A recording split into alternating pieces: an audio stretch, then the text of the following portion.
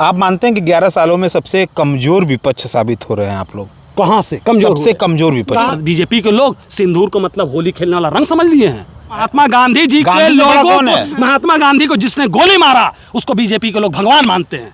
विपक्ष आवाज क्यों नहीं उठाता? नहीं होगा तो कैसे घर में बैठ के आप लोग ट्विटर चलाते हैं, फेसबुक चलाने से क्रांति आएगी? चलिए, मोदी के 11 साल समाप्त होने वाले हैं 9 तारीख को। तो उसपे कैसा रहा मोदी का 11 साल? ओवरऑल 11 साल में खाली झूठ मोदी जी बोले हैं और बीजेपी गवर्नमेंट बोली है। काम के नाम पे कुछ भी नहीं। हाँ, इन्होंने किया है, जब ये प्रधानमंत्री जी मोदी जी कहीं आते जाते हैं सड़क को लेप कर बना देते हैं, बिजली के खंभे में चाइना की लाइट लपेट देते हैं। अगर इससे वो कहते हैं कि रोजगार मिल रहा है तो मैं स्वागत करता हूं कि आप रोज लाइट खंभे में चाइना की लाइट लपेटिए। इसलिए मोदी जी के 11 साल का कार्यकाल सबसे बेकार कार्यकाल रहा। अब तक के सबसे। मैं प्रधानमंत्री की बहुत इज्जत करता हूं, प्रधानमंत्री की कुर्सी की बहुत इज्जत करता हूं, लेकिन कुर्सी पे बैठने वाले प्रधानमंत्री जनता की इज्जत करने वाले लोग होने चाहिए। जो जनता, यही भारतीय जनता पार्टी के नेता लोगों का विश्वास है मोदी पे। अरे मैं कैसे कह तो रहा हूं, यही भारतीय जनता पार्टी के लोग हैं। ये कहते हैं कि देश की सेना, देश के सैनिक और देश की जनता प्रधानमंत्री के चरणों में नतमस्तक है। लोगों का तो ये भी कहना है कि मोदी के अलावा कोई एक ऐसा फेस नहीं है जो प्रधानमंत्री पद के लिए है। क्या चीज इसमें? फेस, मोदी का एक ऐसा फेस है जो प्रधानमंत्री के लिए सही है। लोगों का ऐसा कहना है, मेरा नहीं। लोगों का कहना है तो ये उन लोगों का कहना है कि जो बीजेपी से जुड़े हुए हैं। अगर आप फेस खोजेंगे तो फेस जरूर मिलेगा। और मैं आपको बता दे रहा हूं कि इतिहास में अभी तक बहुत से लोग प्रधानमंत्री, ये प्रधानमंत्री जी जो हम भारत वालों से कहते हैं कि देश के सामान यूज करिए, खुद घड़ी पहनते विदेश के, खुद गाड़ी चलते विदेश के, खुद जहाज चलते विदेश के, सूट पहनते विदेश के, चश्मा पहनते हैं विदेश के, और वो हमसे कह रहे हैं कि हम देश का सामान बेचे और हमारे पास देश का सामान खरीदने के लिए भी पैसा रोजगार नहीं है। आप मानते हैं कि 11 सालों में सबसे कमजोर विपक्ष साबित हो रहे हैं आप लोग? कहाँ से कमजोर? सबसे कमजोर विपक्ष साबित हो रहे हैं। कोई धरना प्रदर्शन होता है, 2 मिनट में आप लोग को डिटेन कर दिया जाता है।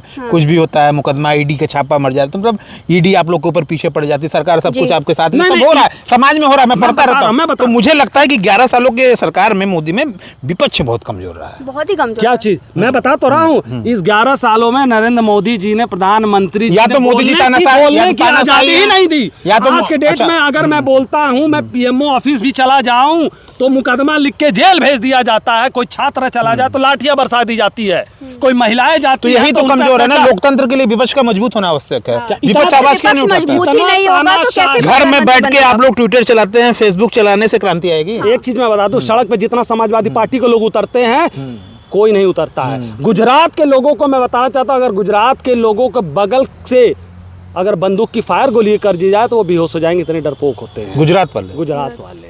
कितने मिलिट्री में मिलेंगे, कितने आर्मी मिलेंगे, कितने एयरफोर्स में मिलेंगे, लेकिन झूठ बोलने में गुजरात के लोग माहिर हैं। जिस प्रदेश से महात्मा गांधी आते हो, जिस प्रदेश से महात्मा गांधी की बात नहीं किया, राष्ट्रपिता, अरे यही वही भारतीय, आप उस गुजरात के, अरे बड़ा आपने अच्छा याद दिला दिया, प्रधानमंत्री की यही गुजरात की बात बता दे। महात्मा गांधी जी के लोगों, महात्मा गांधी को जिसने गोली मारा उसको बीजेपी के लोग भगवान मानते हैं।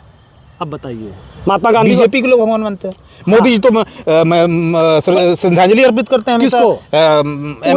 लोग जो गोली मारे हैं महात्मा गांधी जी को, बापू को, उनको वो भगवान मानते हैं। आप प्रज्ञा ठाकुर की बात कर रहे हैं? आप प्रज्ञा ठाकुर की बात कर रहे हैं? प्रज्ञा ठाकुर की बात कर रहे हैं। उन पे कार्रवाई हुई थी, मोदी जी ने सदन में कहा था। मोदी जी ने थोड़ी गोली मारी थी।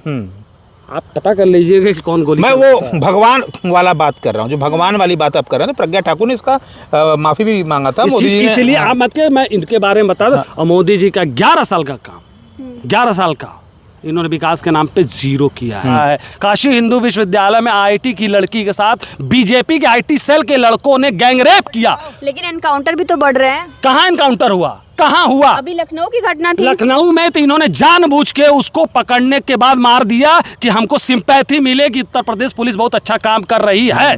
अभी कितने जगह रोज हुआ। ये भारतीय जनता पार्टी के जो बड़े नेता है, ये जो गलत काम कर रहे हैं, इनको कोई गोली नहीं मारा जा रहा है। इनके घर जेसीबी क्यों नहीं चल रही है? इनको क्यों नहीं जेल भेजा जा रहा है? एक छात्र अगर रोजगार मांग ले तो उसको जेल भेज दो। एक छात्रा लड़की अगर अपनी सुरक्षा की बात कर ले तो उसको थाने से धक्के मार के भगा दो। और ये कहते हैं 11 साल में मैंने बहुत विकास किया है। विकास के नाम पे जीरो। मैं खुल के कह रहा हूं, अगर आपके पास हिम्मत है तो आप किसी भारतीय जनता पार्टी के नेता से पूछ लीजिए ये बात। 11 सालों में सफाई, हाँ। रेलवे, हाँ। हर सारे सेक्टर में काम तो हुए ही हैं। आप इसे नकार नहीं सकते। सफाई, स्वच्छ भारत अभियान से कितना फर्क पड़ा ये आपको भी पता है। कोरोना जैसी स्थिति थी उसमें भी कितना, अगर किसी ने काम किया तो वो एनडीए सरकार थी। अब मैं बता रहा हूँ, सफाई के नाम में बता रहा हूँ। प्रधानमंत्री जी के संसदीय क्षेत्र वाराणसी के 80 घाट पे चले जाइए आप, ठीक। पिछले दफा बाढ़ का मिट्टी का पानी, बालू अभी तक जमा वहां है, उसकी सीढ़ी नहीं साफ हो पाई। नमामि गंगे ये क्या चलाते हैं, आप जाके कल चेक कर लिए। अगर मैं गलत बोल रहा हूँगा तो मुझे मुकदमा लिखवा सकती हैं आप, आपका चैनल लिखवा सकता है। सफाई के नाम पे रेल बेच दो, बहुत अच्छी बात है। प्राइवेट को बेच दो, अच्छी बात है। जब बेच ही रहे हो सरकारी चीज़, इससे पहले महंगाई ऐसी नहीं थी। सिलेंडर कितने का था, राशन कितने का था, दाल कितने का था, चावल कितने का था, क्या था, सब था। अच्छे से देश भी चल रहा था। 50,000 लाख करोड़ के कितने का कर्ज भारत पे था, आज 1.5 लाख से ज़्यादा का कर्ज भारत पे खो चुका है, करोड़ का। कहाँ से हुआ? आप देश के पैसे से, जनता के पैसे से आप प्रधानमंत्री जी चल रहे हैं ना, जहाज से लेके सूट तक पहन रहे हैं, और उस जनता को आप मरने के लिए सड़क पे छोड़ दिए हैं। तो प्रधानमंत्री मोदी को ये भी अधिकार नहीं है कि वो सिक्योरिटी लेके चले, क्योंकि देश का प्रधानमंत्री है, वो ऐसे डाउन टू अर्थ होके तो चल नहीं सकता। सिक्योरिटी प्रधानमंत्री के लिए मेन जरूरी है कि देश के 140 करोड़ जनता के लिए जरूरी है?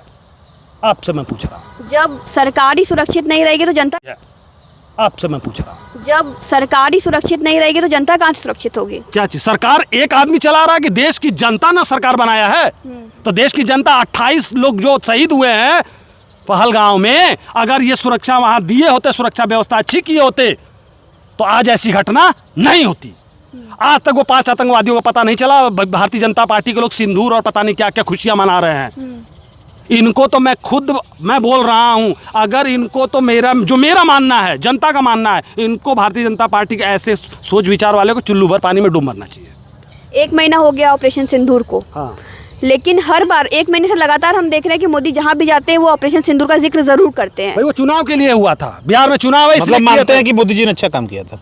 कौन मानता है? अगर भुना रहे हैं तो अच्छा है, मानते हैं। भाई इतनी सोच उनकी है कि वो सिंदूर का जो आदमी महत्व नहीं जानता है, जो सिंदूर के 7 वचन नहीं जानता है, खुद 7 वचन नहीं जानता है। व्यक्तिगत हमला नहीं, व्यक्तिगत नहीं। मेरी बात सुनिए, मेरी बात तो सुनिए। मैं व्यक्तिगत क्या मैं बोल रहा हूं, नाम नहीं ले रहा हूं। इशारा मैं समझ रहा हूं, मैं नाम नहीं ले रहा हूं। मैं इशारा समझ रहा हूं, मैं इशारा में बोल भी सकता हूं, देश भी समझ रहा है, ऑडियंस भी समझ रहा है। तो जो आदमी तो ये सिंदूर पे किसी लिए ये बोल रहे हैं, उस सिंदूर से शहीदों का क्या लेना देना? ये सिंदूर यही भारतीय जनता पार्टी के लोग कहते घर घर पहुंचाएंगे ना। आज भारतीय जनता पार्टी के लोग रहे ये फेक न्यूज था, यही अब बोल रहे हैं फेक न्यूज था। अमित मालवीय ने खंडन किया ना IT सेल से। अमित मालवीय ने कहा कि ये फेक न्यूज तो है। पहले क्यों था?